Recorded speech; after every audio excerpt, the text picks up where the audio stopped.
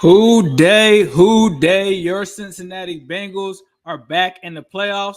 We'll talk about this coming up next on the Wincinnati podcast. It's an exciting time to be a Bengals fan.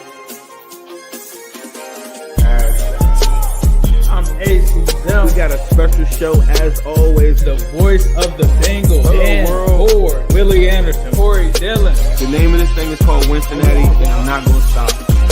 Talk to us about that roller coaster season. I'm still going to give you the same AJ. I'm going to work as hard as I can to be the best. Always working ever since I met y'all, boy. I got to get you a top 5 receiver. Better, man. Good. Watch out for us. Welcome to the Wincinnati podcast. Your Bengals have just beat the Colts and currently are looking like they will be back in the playoffs pending a Texans loss today. Crazy game that the Bengals started off on against the Colts. Jumped out early, right? And then there was a situation where Trey Hendrickson ended up having a costly penalty, right? And a lot of people felt like at that time the Bengals were going to go up 21-0. That play literally changed the game because the Colts end up getting the score. It's like 14-6.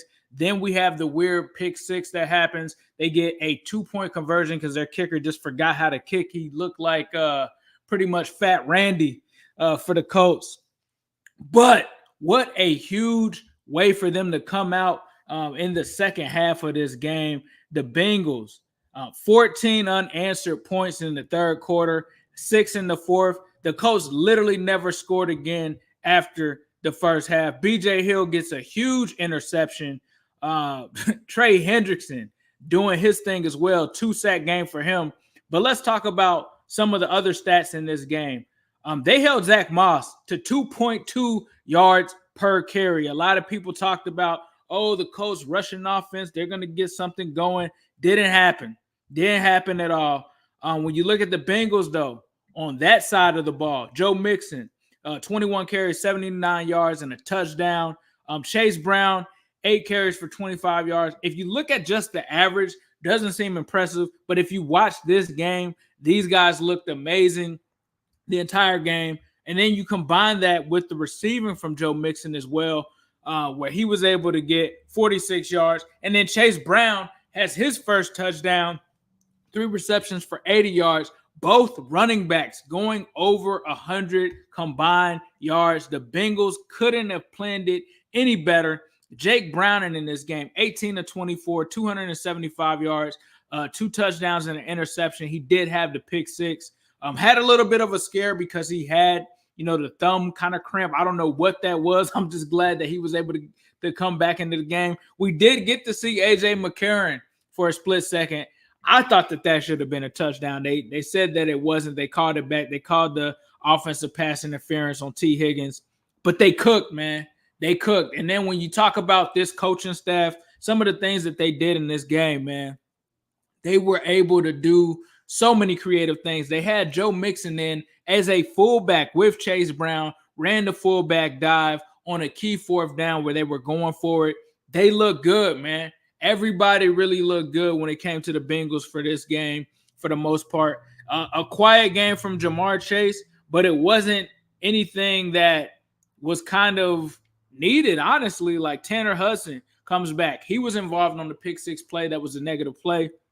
He comes back right in the first half, gets a touchdown, bounce back game for T, 2 receptions, 72 yards. Did have a couple of drops, but hey, I'm not jumping on T. Higgins for anything that he did in this game because he did make some plays as well. B.J. Hill with the interception, Jermaine Pratt with the half sack. Your Cincinnati Bengals are here, ladies and gentlemen. This season is not over. This season is far from over. They proved it in this game. This is 2 games in a row that this offense has scored 30-plus points. Jake Shiesty is real. Whatever they want to tell you about Jake Shiesty is not real. And as I'm recording this right now, the Rams are up on the Ravens. It's going to be interesting to see how that plays out. But what a game. What a game, ladies and gentlemen, from your Cincinnati Bengals right now. Bro, this team, me and Zim said it on the last show, This team does not look like a team that's willing to lay down. This team looks like a team that can sneak into the playoffs. And right now, the way that they are playing, the rest of this stretch that is remaining is going to be very interesting. And also, while I'm recording this, the Browns are right now playing against the Jaguars. That's another game to keep your eyes on as well. But right now, as it stands, from what I was told on the broadcast, let me check real quick just to see about this Texans game real quick. Let's see what we got here. Yeah, that game. The Bengals right now are in the playoffs. They are the wild card seed right now, especially with the Texans losing 30-6. So the interesting thing is you would think that the Bengals would have, or the Texans would have the tiebreaker, but somehow the way that it panned out, the Bengals had the tiebreaker. And yes, your Cincinnati Bengals are locked and loaded, ready to do some things. Like, it's crazy, bro. I wanted to have Zim on. Zim's actually getting ready for a trip. He's actually going to be headed to Texas, ironically. I mean, you know, the Texans, what happened today? But we're gonna talk a lot about what just went on, man. I'm sorry, y'all. I'm hyped just like y'all. The energy is crazy right now. What they just did in this game was insane. The Colts didn't even look like they were even in the same neighborhood. They didn't even look like they were from the same country as the Bengals today. The Bengals mollywopped them pretty much the entire game. Could have been nastier than it was. Really could have been nastier than what this really was. But I've got to get kudos to this coaching staff, Zac Taylor. We were critical of them. Zac Taylor had some amazing play calls this game. I think that the defense, got to tip your hat to the defense this game. They did their thing. Offensive line, no sacks given up. None. Completely none. The Bengals did their thing. Let's look at some of the total yardage here. 385 total yards, 274 passing, 111 rushing, 6.8 yards per play, 19 first downs. They weren't super efficient on third down, but neither team was. Both teams were 3 for 11. Fourth down efficiency, they went for it once. They got it. 0 sacks allowed. They ended up sacking the Colts 3 times.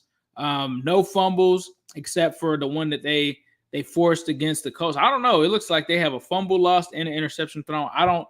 It's crazy, man. This Bengals defense is doing their thing. They are here to definitely be a force for the foreseeable future. Looking at the upcoming schedule, because we talked about not looking ahead of the Colts. Now, if you look at the remaining schedule right now, they are going to play the Vikings. They are going to play the Steelers. They're going to play the Chiefs. And then they have the Browns. There's only one of those teams that doesn't have a backup quarterback right now. Cordell Volson doing this thing against Buckner. This was a defensive line that was near the tops of the league in sacks. I believe they were second in the league in terms of that. And they pretty much blanked them. Shout out to the offensive line, making sure that Jake Browning was able to keep up right. And then they also made sure to make some kind of effect in the run game. They're able to do that as well. What a game, man. The next one is also at home at the Jungle, the Vikings game. And, man, I'm going to tell you right now, the way Josh Dobbs was giving it away in that last game, I'm just saying, don't let that happen, bro. Don't let that happen. It's crazy, man, because a lot of people was looking at mock drafts. A lot of people was writing this team off. This team is not finished, bro. They have plenty left in the tank. They're about to do some things here. This is still interesting. This is very interesting. The Bengals, and I think the announcer said this is not a team that you want to play going into the playoffs. This is not a wild card team that any team wants to face. I don't care who it is. They do not want to play these guys. The weapons on this team, now they just found one with Chase Brown. Weapons on weapons on weapons. Yeah, we're not playing right now. It's about to go down. Your Cincinnati Bengals have been doing their thing. Let's take a look at some of the next-gen stats right now. I'm sorry, y'all. I'm super hyped. I'm watching the rest of these games that are happening. This has been an amazing weekend. If you are a Cincinnati Bengals fan, I'm pulling up the next-gen stats here. I heard something like Chase Brown hit 22 miles an hour during that run that he had on the screen. That's insane. That's insane. But yeah, let me go back to some of these stats real quick.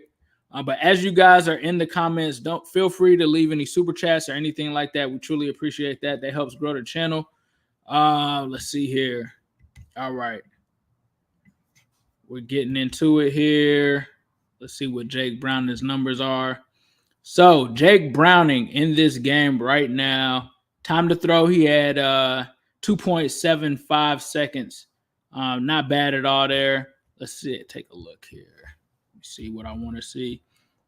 All right. What I like to look at is expected completion percentage. And it looks like he was actually on point. He had a expected completion percentage of 73%. He completed 75% of his passes. That was good for a +2 over that. He also had a passer rating of 122.7. Jake Browning is cooking. Let's just give Duke Tobin and company the respect that they deserve for finding a guy like Jake Browning, for finding a guy like Tanner Hudson, for finding the guys in this draft class, such as the Jordan Battles, the DJ Turners, the Chase Brown. Like, they are finding gems out there, man, and they're doing things with it, with this coaching staff. Lou and the defense, I can't say it enough. They balled out today.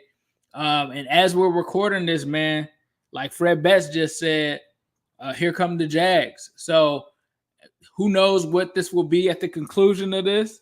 But DJ Ivy, thank you. Another one. DJ Ivy, bro.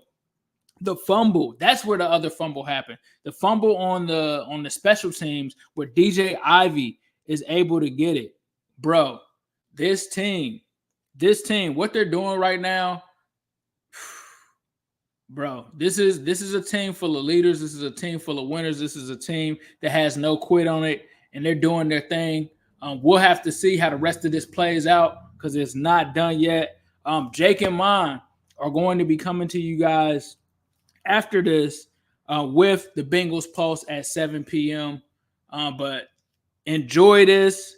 Have a great day. I'm pretty sure the Bengals just made it an amazing one. This team it looks like a playoff team, bro. It looks like a playoff team. And if they keep playing like this, I don't think anyone wants to see them, straight up. So with that being said, thank you guys for tuning in to the Wincinnati podcast. I'm going to see how the rest of these games play out because as I'm recording right now, the Ravens just ended up scoring. So we'll see what happens. But we not done, bro. Like Fred Betts is saying, we not done. Who they? Stop playing with us. We not playing them games. It's about to go down. Who they? It's an exciting time to be a Bengals fan. I'm AC Zell. We got a special show as always. The voice of the Bengals. Dan Ford, Willie Anderson, Corey Dillon. The name of this thing is called Wincinnati, and I'm not going to stop. Talk to us about that roller coaster season. I'm still gonna give you the same AJ. I'm gonna work as hard as I can to be the best. Always working ever since I met y'all, boy. I gotta get you a top 5 receiver. Better, man. Watch out for us.